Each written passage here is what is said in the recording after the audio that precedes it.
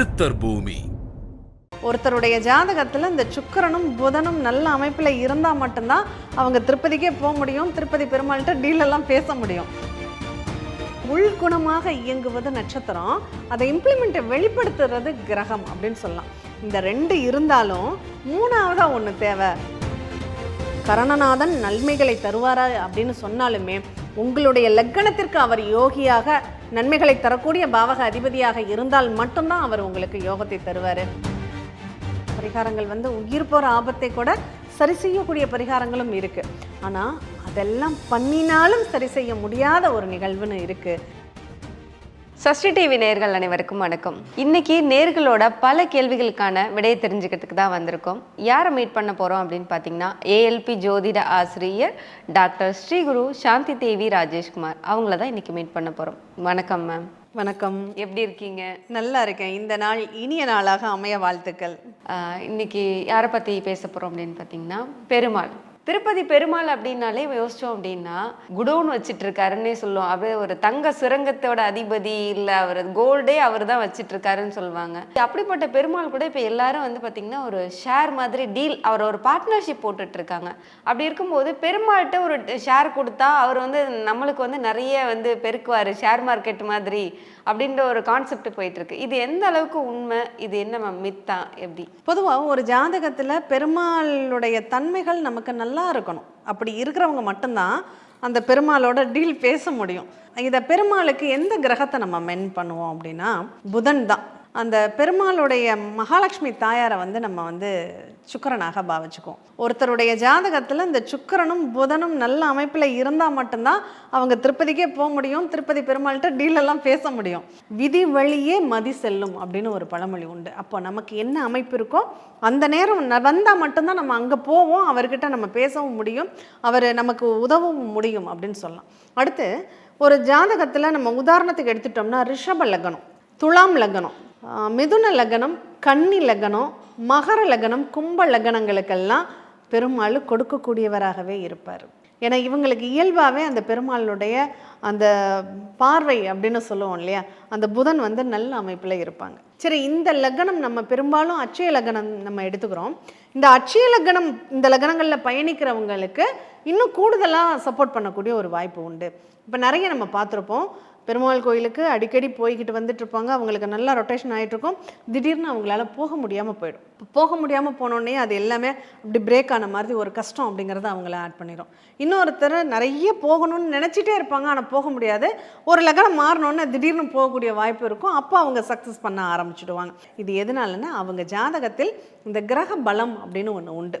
இந்த கிரக பலம் அப்படிங்கிறது அது ஒவ்வொரு கிரகங்களும் எந்த தனித்துவத்தோடு இருக்குது, அதனுடைய பவர் எவ்வளோ இருக்குது. இப்போ நம்ம ஒரு பல்ப் எரியுதுன்னா 0 வாட்ஸ்லேருந்து அதனுடைய வெளிச்சத்தை நம்ம உணர்ந்துடும்.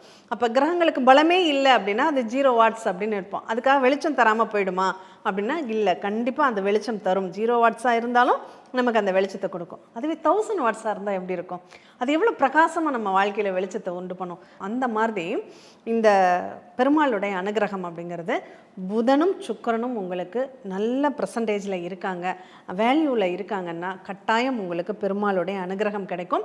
நீங்கள் தான் திருப்பதிக்கு போக முடியும், நீங்கள் தான் பெருமாள்கிட்ட டீல் பண்ணிக்க முடியும், அவர் உங்களுக்கு தான் கொடுப்பார். முக்கியமாக பெருமாளுடைய ராசிகள்னே சொல்லக்கூடியது 4 ராசி இருக்குது. ரிஷப ராசி, மிதுன ராசி, கன்னி ராசி, துலாம் ராசி. இந்த 4 ராசிகளும் மகாலட்சுமி தாய். ஏன்னா சுக்கிரனும் புதனும் தான் இந்த ராசிகளுக்கெல்லாம் அதிபதி. அப்போ இந்த ராசிகள் பெருமாளுடைய அருள் கடாட்சத்தை பெற்றவர்களாகவே இருப்பாங்க. இந்த மகரமும் கும்பமும் என்ன பண்ணுவாங்க, முழுசாக நம்ப மாட்டாங்க. நம்பி போனாங்கன்னு வச்சுக்கோங்களேன், அவங்களுக்கு சிறப்பாக இன்னும் சொல்லப்போனால் பெருமாளுடைய தன்மை என்ன அப்படின்னா எப்போதுமே கேட்டுக்கிட்டு இருக்கிறவங்கள கூட கவனிக்க மாட்டாங்க. இந்த நம்பாமல் எவன் நம்மளை சோதிக்கிற மாதிரி கேட்குறானோ அவருக்கு தான் நிறைய கொடுப்பாங்க. அப்போது இவங்க இந்த 2 லக்னக்காரங்க கண்டிப்பாக நீங்கள் பெருமாளை போய் பாருங்கள், பெருமாளை சேவிச்சுக்கோங்க, பெருமாள் கூட டீல் போடுங்க. கண்டிப்பாக உங்களுக்கான தேவைகளை நிச்சயமாக அவர் பூர்த்தி பண்ணுவார். இந்த உலகம் இயங்குறதே பார்த்தீங்கன்னா கிரகங்கள், நட்சத்திர கூட்டமைப்பு, இதை வச்சு தான் இந்த உலகமே இயங்குது. ஆனால் ஒரு ஜாதகத்தில் எடுத்துக்கிட்டோம் அப்படின்னம்னா கிரகங்கள் தான் முக்கியம்னு சொல்லுவோம். அந்த நட்சத்திரங்கள் வழியாக தான் நமக்கு ஜாதக அமைப்பே நடக்குதுன்னு சொல்கிறோம். ஒரு மனிதனுடைய ஜாதகம், அந்த மனிதனுடைய விதியை நிர்ணயிக்கிறது கிரகமும் நட்சத்திரமும் தானா? இப்போ நீங்கள் பார்க்குறீங்க அழகாக இருக்கீங்கன்னா சுக்கிரனுடைய அம்சம் உங்களுக்குள்ளே வேலை செய்யுது, உங்களுக்கு சுக்கிரன் கிரகம்ங்கிறது பலமாக வேலை செய்யுது. இதுவே உங்களுக்கு நட்சத்திரங்கள்னு எடுத்தோம்னா இந்த சுக்கிரன் உள்குணமாக உங்களுக்கு வேலை செய்கிறார். இப்போது நான் எப்போதுமே புன்சிரிப்போடு இருக்கிறதுக்கும் ஒருத்தரை பார்த்தா மட்டும் சிரிக்கிறதுக்கும் உள்ளுக்குள்ளே அவ்வளோ கோபம் குமுறிக்கிட்டு இருக்கும், ஆனால் நான் வெளியில் சிரிப்பேன். அப்படி சிரிக்கிறதுக்கும் உள்ள வித்தியாசம் இருக்குது. அப்போ உள்குணமாக இயங்குவது நட்சத்திரம், அதை இம்ப்ளிமெண்ட்டை வெளிப்படுத்துறது கிரகம் அப்படின்னு சொல்லலாம். இந்த ரெண்டு இருந்தாலும் மூணாவதாக ஒன்று தேவை. இந்த கிரகமும் நட்சத்திரமும் வேலை செய்யணும்னா அதுக்கு பாவகம், இந்த உடல் அப்படிங்கிற ஒரு நிகழ்வு தேவை. இது மூன்றும் நல்ல அமைப்பில் இருந்தால் மட்டும்தான் உங்களால் ஒரு கிரகத்தினுடைய தன்மைகளையோ நட்சத்திரங்களுடைய தன்மைகளையோ முழுதாக பயனாக அனுபவிக்க முடியும். அப்போது சார் இதை அப்படியே பிரிச்சிருக்காங்க.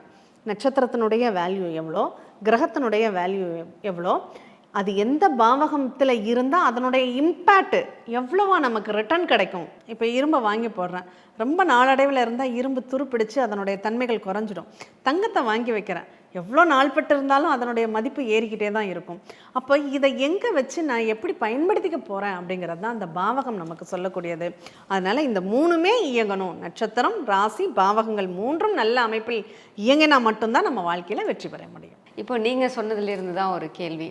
இப்போ ஒரு பொருளை வாங்கினா நமக்கு எது லாபத்தை தரும், எது நமக்கு நஷ்டத்தை தரும், இதுதான் நீங்கள் சொல்லியிருந்தீங்க. இதை ஒரு ஜாதகத்தின் மூலமாக இதை நம்ம செஞ்சால் இது நமக்கு மேலும் மேலும் வெற்றி அடைஞ்சு நம்ம வாழ்க்கையில் உயர முடியும், இதை நீங்கள் செய்யவே கூடாது அப்படின்ற ஒரு விஷயத்தை ஈஸியாக ஜாதகம் பார்த்து கணிச்சிட முடியுமா? கண்டிப்பாக கணிச்சிட முடியும். கணிக்கிறதுங்கிறத விட இப்போ சாமானியராக நீங்கள் பார்க்குறீங்கன்னா உங்களால் புரிஞ்சு இது நமக்கு ஆகாது, இது நமக்கு நல்லா இல்லை, இதிலேருந்து நம்ம கொஞ்சம் ஒதுங்கிக்கணும் அப்படின்னு புரிஞ்சுக்க முடியும். இதில் வீட்டுக்கு ஒரு ஜோதிடர் அப்படிங்கிறது தான் நம்ம ஏல்பியோடைய தாற்பயம். இது எதுக்காக சொல்கிறேன், எல்லாரும் ஜோசியர் ஆகுங்க அப்படின்னு சொல்லி கூப்பிட்றதுக்கு அர்த்தம் இல்லை. நீங்கள் உங்களுக்கு எது நல்லா இருக்கும் அப்படிங்கிறத நீங்கள் தெரிஞ்சுக்கோங்க. ஒரு பிறக்கும்போதே பணக்கார வீட்டில் பிறக்கிறதும் உண்டு, மிடில் கிளாஸில் பிறக்கிறதும் உண்டு, ரோட்டோரங்களில் இருக்கக்கூடியவர்களுக்கு குழந்தையாக பிறப்பதும் உண்டு.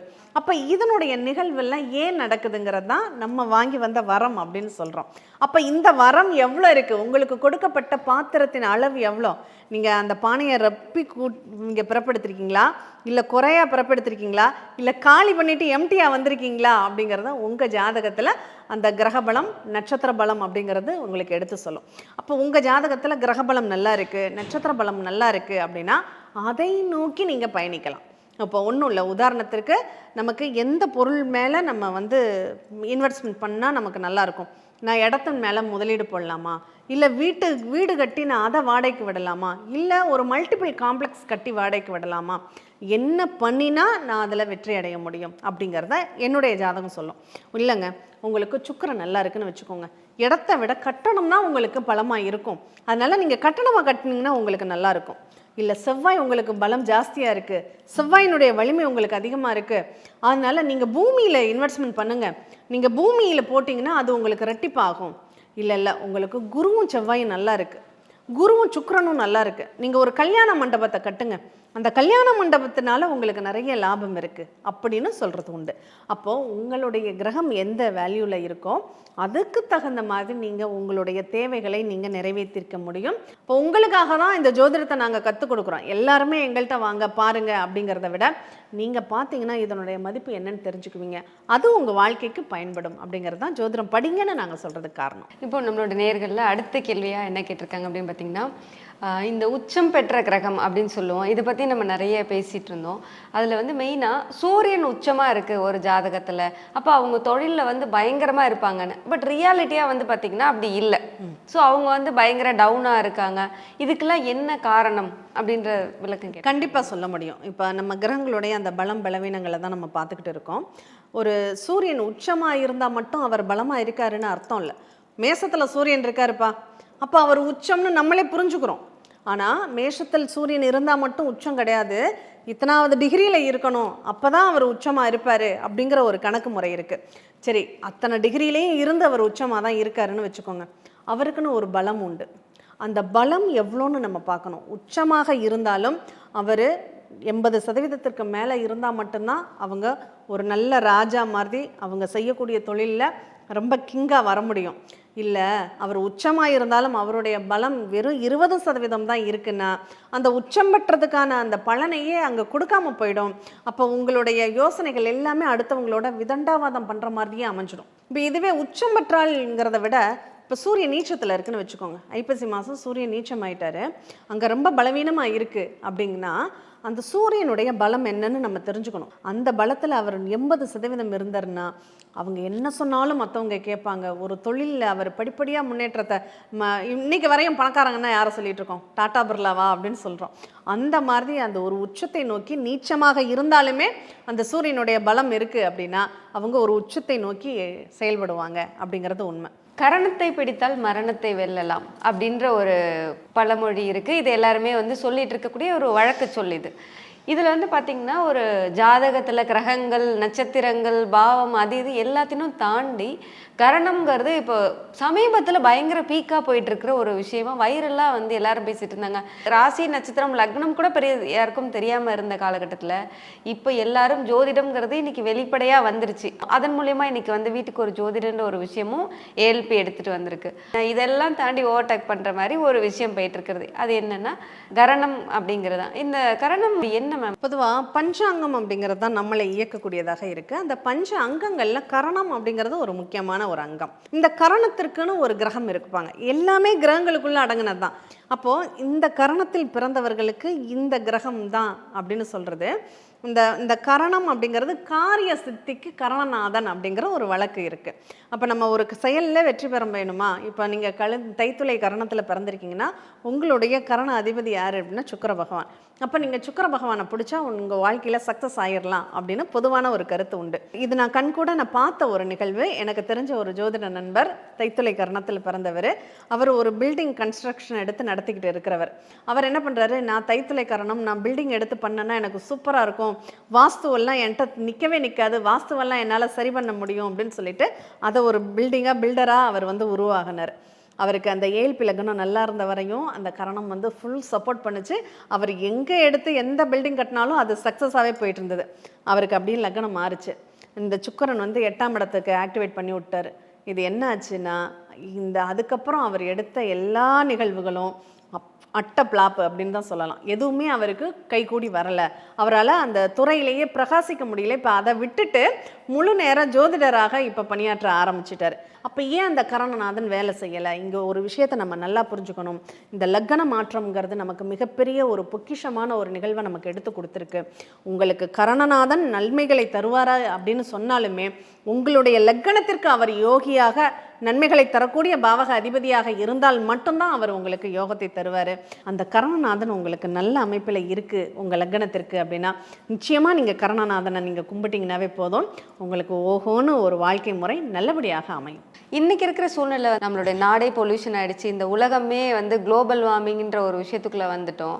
அது தகுந்த மாதிரியே நமக்கு வந்து ஒரு கேள்வியும் கேட்டிருக்காங்க. ஒரு ஜாதகத்தின் மூலமாக நோய்களை வந்து முன்னாடியே கண்டுபிடிச்சி ப்ரிவென்ட் பண்ணிவிட்டு என்னை காப்பாற்றிக்க முடியுமா அப்படின்னு கேட்டிருக்காங்க மேம். நிச்சயமாக முடியும் அப்படிங்கிறது தான் இதற்கான பதில். எந்த ஒரு நிகழ்வையுமே நமக்கு வெளிப்படுத்துவதற்கான வாய்ப்புகளை நம்ம பிரபஞ்சம் நமக்கு கொடுத்துருது. அது நிமித்தங்களாகவோ சமிக்கைகளாகவோ ஜாதக வடிவிலையோ பிரசன்ன வடிவிலையோ இல்லை கைரேகை அமைப்பிலையோ இப்போ நாடி பிடிச்சு பார்க்குறாங்க. எப்படி பார்க்குறாங்க, இந்த உடலினுடைய தன்மைகள் எப்படி இருக்குது, வாமம் பித்தம் சமான நாடிகள் நிறைய 3 நாடியும் சரியாக இருக்கா அப்படிங்கிறத பிடிச்சி பார்க்குறது உண்டு. இதே டாக்டர்ஸ் என்ன பண்ணுவாங்க, அவங்க இன்ஸ்ட்ருமெண்ட் வச்சு ஸ்டெதஸ்கோப் வச்சு அந்த நாடிய துடிப்பை செக் பண்ணி பார்க்குறாங்க. அப்போது எந்த ஒரு நிகழ்வையுமே வெளிப்படுத்துவதற்கு பிரபஞ்சம் தயாராகவே இருக்குது. நம்ம அதை உற்று நோக்கிறோமா, அதை நம்ம கவனிக்கிறோமா அப்படிங்கிறது தான் இதனுடைய ஹைலைட் பாயிண்ட்டே இருக்குது. ஒரு ஜாதகம் நமக்கு தலைவலின்னா லக்னம்ங்கிற ஒரு விஷயத்தை எடுத்துக்கோ, அங்கே தான் தலைவலிக்கான காரணம் இருக்குது. கண்ணில் பிரச்சனை, முகத்தில் பிரச்சனைன்னா 2ஆம் பாவத்தை எடுத்துக்கோ, அங்கே பிரச்சனைகள் இருக்குது அப்படிங்கிறது. கர்ப்பப்பையில் பிரச்சனைனா 8ஆம் பாவத்தை எடுத்துக்கோ, அங்கே தான் உனக்கு பிரச்சனைக்கான காரணம் காமிக்குது. அப்போ அடிவயிறு பிரச்சனையாக இருக்குன்னா 6ஆம் பாவத்தை எடுத்துக்கோ, அடிவயிறு சம்மந்தப்பட்ட பிரச்சனைகளை அதுதான் கொடுத்துட்ருக்கு. முழங்கால் வலியோ 10ஆம் பாவத்தை கவனி, உன்னுடைய மொத்த வெயிட்டையும் தாங்கிறது முழங்கால் தான், அங்கே தான் உனக்கு பிரச்சனைகள் இருக்குன்னு நம்ம 12 பாவங்களும் நம்மளுடைய உடல் அங்கங்களாக நம்ம பிரித்து கொடுக்குறாங்க. அப்போ அதில் எது பலவீனமாக இருக்கோ அது போய் எந்த கிரகத்தோட தொடர்பில் இருக்கோ, ஒன்றும் இல்லை, ஒருத்தருக்கு நரம்பு சம்மந்தப்பட்ட பிரச்சனை வரும்னா புதன் 8ஆம் இடத்துல இருந்தால் அவங்களுக்கு நரம்பு பிரச்சனை கண்டிப்பாக வரும். அவங்களோட நோய் தீராத பிரச்சனை அப்படிங்கிறது 8, தீரக்கூடிய பிரச்சனைங்கிறது 6. அப்போ 6ல் புதன் இருந்தால் நரம்பு அடிக்கடி காலில் சுளுக்கிக்கிறது அப்படிங்கிறது இருக்கும். இதே 8ல் புதன் இருந்தால் அந்த சயாட்டிக்கான்னு சொல்லுவாங்களே, நரம்பு இழுக்கிறது, வெரிகோசஸ் மாதிரியான பெயின் இருக்கும் அப்படிங்கிறத நம்ம ஈஸியாக சொல்லிட முடியும். சரி, இது இன்னும் சொல்லப்போனால் சின்னதாக வரக்கூடிய தலைவலி அப்படிங்கிறது, தலைவலிக்கு 100 காரணங்கள் உண்டு எதனாலெல்லாம் அந்த தலைவலி வருதுன்னு. அது சைனஸால் வருதா, அப்போ சந்திரன் போய் நோய்க்கு அதிபதியாக இருந்து சந்திரன் தலையில் உட்காந்துருந்தாருன்னா உனக்கு நீர் சம்மந்தப்பட்ட உபாதையினால் வரும். இல்லை சூரியன் நோய்க்கு அதிபதியாக இருந்து அவர் போய் லக்னத்தில் உட்காந்துருந்தாருன்னா உனக்கு உஷ்ணம் சம்மந்தப்பட்ட பிரச்சனையால் தலைவலி வரும். இல்லை செவ்வாய் போய் அங்கே அதிகமாக இருந்து நோய்த்தன்மையை கொடுக்கக்கூடிய கிரகமாக இருந்து லக்னத்தில் இருக்காருன்னா உனக்கு ரத்த ஓட்டம் மைண்டில் சீராக இல்லை, தலைக்கு வந்து ரத்த ஓட்டம் பத்தலை, அதனால் உனக்கு தலைவலிக்குது அப்படிங்கிறத சொல்லிட முடியும். இதுவே புதன் வந்து சரியில்லாமல் இருந்து லக்னத்தில் உட்காந்துருக்காருன்னா ஒரு நரம்பு வந்து உனக்கு சரியாக இல்லை, அது சுருட்டிக்கிட்டு இருக்குது, இல்லை நரம்பு ஏதாவது ஒரு இடத்துல போய் சிக்கிட்டு இருக்கு, அதனால் உனக்கு தலைவலி வருது அப்படின்னு சொல்ல முடியும். இது குரு உனக்கு நல்லா இல்லைன்னா கொழுப்பு கட்டி மூளையில் அந்த கொழுப்பு வந்து சேர்ந்துருக்கு, அதனால் ஒரு கட்டி உருவாயிருக்கு, அதனால் உனக்கு தலைவலிக்குது அப்படிங்கிறத சொல்ல முடியும். சுக்கிரனாக இருக்கா, நீ ரொம்ப உணர்ச்சி வசப்படுற, ரொம்ப சென்சிட்டிவாக இருக்க, அதனால் உனக்கு தலைவலிக்குது அப்படிங்கிறத சொல்லிடலாம். சனி பகவானா சதா ஏதாவது ஒரு பிரச்சனையை உள்ளர ஓட்டிக்கிட்டே இருக்க, அதனால் உனக்கு தலைவலிக்குது அப்படிங்கிறத சொல்லிடலாம். இப்படி ஒவ்வொரு கிரக தொடர்புக்கு தகுந்த மாதிரியும் அந்த வலியினுடைய வேதனைகளும் அதில் இருக்கக்கூடிய பாவகங்களும் வெவ்வேறையாக இருக்கும். 3ஆம் பாவம் பலவீனமாக இருக்கா, உனக்கு ஹார்மோன் சம்மந்தப்பட்ட பிரச்சனை கண்டிப்பாக உண்டு, தைராய்டு சம்மந்தப்பட்ட ப்ராப்ளம் இருக்குது, அந்த மொத்த ஹார்மோன்ஸையும் இயக்கக்கூடியது தைராய்டு தான், முதல்ல தைராய்டை சரி பண்ணிக்கோ அப்படிங்கிறத நம்ம ஈஸியாக சொல்ல முடியும்.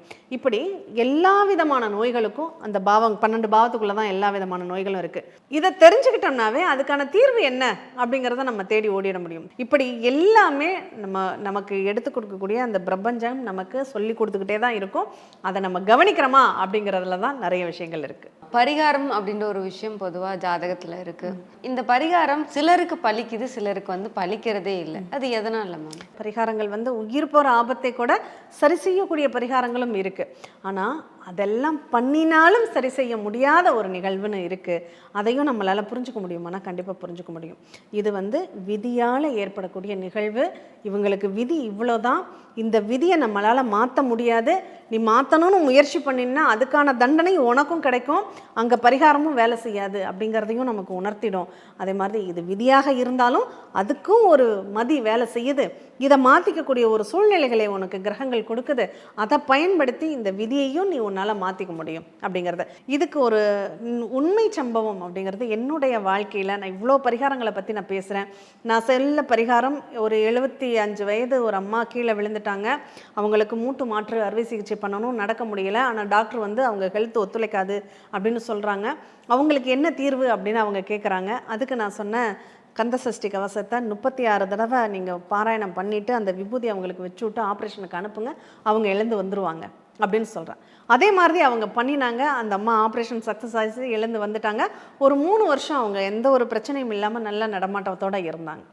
இதுவும் நம்ம சொன்ன பரிகாரம் ஜெயிச்சுது. இன்னொன்று, இவங்களுக்கு இவ்வளோதான் பிரச்சனை, இதை காப்பாற்றுறது ரொம்ப கஷ்டம், இருந்தாலும் ஒரு முயற்சி பண்ணுவோன்னு சொல்லி என்னுடைய அம்மாவுக்கு, என்னுடைய தாயாருக்கு நான் ஒரு சில பரிகாரங்கள் பண்ணினேன், ஆனாலும் அவங்கள காப்பாற்ற முடியலை அப்படிங்கிற ஒரு ரிசல்ட் வந்து எனக்கு கிடைச்சது. அது இப்போ சமீபத்தில் நம்ம எவ்வளோதான் தெய்வ பக்தியோடு இருந்தாலும் நம்ம கோயில்களுக்குன்னு சதா உங்களுக்கே நிறைய பார்த்துருப்பீங்க, நான் எந்த ஒரு நிகழ்வாலும் அந்த கோயில் எதுக்காக அமைக்கப்பட்டது, அதனுடைய காரணம் என்ன, இந்த கோயிலுக்கு போனால் என்ன பிரச்சனைகள் எல்லாம் நம்ம சரி செய்ய முடியும் அப்படின்னு ரொம்ப ஆய்வு பண்ணி தான் அந்த பரிகாரங்களை வெளியிடுறது வழக்கம். இது நான் முன்னாடியே சொன்னேன், நிமித்தங்களும் சனிமிக்கைகளும் நமக்கு சில நிகழ்வுகளை உணர்த்தும் அப்படின்னு சொல்லிட்டேன். அப்படி ஒரு நிகழ்வு, பொங்கல் அன்னைக்கு நாங்கள் பொங்கல் வச்சோம்னா, அந்த பொங்கல் பானை நம்ம முன்னோர்கள்லாம் சொல்லுவாங்க, அந்த பொங்கல் வந்து நல்லா பொங்குச்சுன்னா இந்த வருஷம் நமக்கு சுபிட்சமாக இருக்கும், பொங்கல் பொங்குறத வச்சே அந்த வருஷத்தினுடைய பலன்களை நம்ம தெரிஞ்சுக்கலான்னு. அப்படிப்பட்ட ஒரு நிகழ்வு தான் நாங்கள் தை மாதம் பொங்கலுக்கு ஊருக்கு போகிறோம், பொங்கல் கோயிலில் வைக்கிறோம். எங்களுடைய வீட்டில் வாச பொங்கல்னு வச்சப்போ முதல் பொங்கின பானை வந்து கொதிச்சிருச்சு. அப்போவே மனசுக்குள்ளே ஒரு நெருடல், இது ஏதோ ஒரு நிமித்தத்தின் அறிகுறியாக காமிக்குது, என்னன்னு தெரியல அப்படின்னு சொல்லிட்டு, எதனால் அப்படின்னு என்னுடைய ஜாதகத்தை நான் எடுத்து பார்க்குறப்போ என்னுடைய அம்மாவுக்கு ஏன் ஜாதகத்துப்படி அவங்களுக்கு மரணகண்டம் இருக்குது அப்படிங்கிற ஒரு நிகழ்வு எனக்கு தெரியுது. தெரிஞ்ச உடனே எனக்கு அதை என்ன பண்ணுறது, காப்பாற்றக்கூடிய சூழ்நிலை இல்லை. ஏன்னா அது வந்து இந்த 3 மாதங்கள் அப்படிங்கிற கால அளவுகள் நமக்கு காமிக்குது. அதுக்கான பரிகாரங்கள் நிறைய நான் தேடினேன், நிறைய பண்ணினேன். இப்படிப்பட்ட ஒரு சூழ்நிலையில் நான் கடைசி பரிகாரத்தையும் நான் செய்கிறேன். திருப்பட்டூர் பிரம்மா கோயிலுக்கு போகிறேன். எங்கள் அம்மா இதுக்கு மேலே பிழைப்பாங்கங்கிற ஒரு தன்மை இல்லை அப்படிங்கிறப்போ, தயவு செஞ்சு அவங்கள நீ அழைச்சிக்கோ நல்ல விதமாக, அவங்க கஷ்டம் இதோட முடியட்டும்னு நான் இறைவன்ட்ட பிரார்த்தனை பண்ணிட்டு வந்தேன். அந்த பிரார்த்தனையினுடைய பலன் 2 நாளில் எங்கள் அம்மா வந்து காலமாயிட்டாங்க. விதி எல்லாராலையும் மாற்ற முடியாது. விதியை மாற்றணும், பரிகாரம் ஜெயிக்கணும்னாலும் அந்த ஜாதகத்தில் அதுக்கும் அமைப்பு இருந்தால் மட்டும்தான் முடியும். ஏன் ஜாதகத்தை படிங்க படிங்க படிங்கன்னு திரும்ப திரும்ப நாங்கள் சொல்கிறது காரணம், ஒரு அம்மா கேட்குறாங்க, உங்கள் பொண்ணுக்கு வண்டி வாகனங்களில் பிரச்சனை இருக்குங்க, கொஞ்சம் கவனமாக இருங்க அப்படின்னு சொல்கிறோம். ஆனால் அந்த பொண்ணு கேட்கல, வண்டி எடுத்துகிட்டு போகுது, ஆக்சிடெண்ட்டில் அந்த பொண்ணு இறந்துடுது. அந்த அம்மா சொல்கிறாங்க, இங்கே இப்படி நடக்கும்னு ஏன் சொல்லலை? எப்படி சொல்ல முடியும்? ஒருத்தங்க இறந்துடுவாங்கன்னு உங்கள்கிட்ட சொல்ல முடியுமா என்ன? கவனமாக இருங்கன்னா, அந்த கவனம்ங்கிற வார்த்தையில் 1000 அர்த்தங்கள் இருக்கும். அதை நீங்கள் தான் புரிஞ்சுக்கணும் அப்படிங்கிறது தான் மக்களுக்கு நம்ம தெரிவிக்கக்கூடிய ஒரு விஷயம். விதியை மதியால் வெல்ல முடியும் அப்படின்ற ஒரு கேள்விக்கு, விதியை மதியால் வெல்லணும் அப்படின்றதுக்கே ஒரு விதி அமைப்பு வேணும் அப்படின்னு சொல்லியிருக்கீங்க. பரிகாரம் பழிக்கிறதுக்குமே அந்த விதியை மதியால் வெல்லக்கூடிய விதியமைப்பு இருக்கணும். இதிலேருந்து எல்லா நேர்களுக்குமே ரொம்ப தெளிவாக புரிஞ்சிருக்கும் எந்த விஷயங்களுக்காக நம்ம வந்து டைம் ஸ்பெண்ட் பண்ணிக்கணும், எது வந்து விதி இதுதான் அப்படிங்கிறத அக்செப்ட் பண்ணிட்டு போய்க்கணும் அப்படிங்கிறத ரொம்ப எளிமையாக எல்லாருக்கும் எல்லா கேள்விகளுக்கும் தெளிவாக புரியும்படி பதில் அளிச்சிருக்கீங்க. ரொம்ப நன்றி மேம். இது மக்களுக்கு மிகவும் பயனுள்ளதாக இருந்திருக்கும் அப்படின்னு நான் நம்புகிறேன். இந்த நிகழ்வு ஜோதிடம் எல்லாருக்கும் போய் சேரணும், நம்மளுடைய வாழ்க்கையில் என்ன சாதக பாதங்கள் நடக்குதுன்னு நம்ம தெரிஞ்சுக்கணும் அப்படிங்கிறதுக்காக தான் இந்த பதிவு. கண்டிப்பாக எல்லாரும் அதை புரிஞ்சு பயன்படுத்திக்கணும் அப்படிங்கிறது தான் நாங்களும் ஆசைப்படுறோம். ஜோதிடம் உங்கள் வாழ்க்கையிலையும் மாற்றணும் அப்படின்னு கேட்டுக்கிறோம். நன்றி. மீண்டும் வேறொரு நிகழ்வில் இது போன்ற பல கேள்விகளுடன் உங்களை வந்து சந்திக்கிறேன். நன்றி, வணக்கம். சித்தர் பூமி.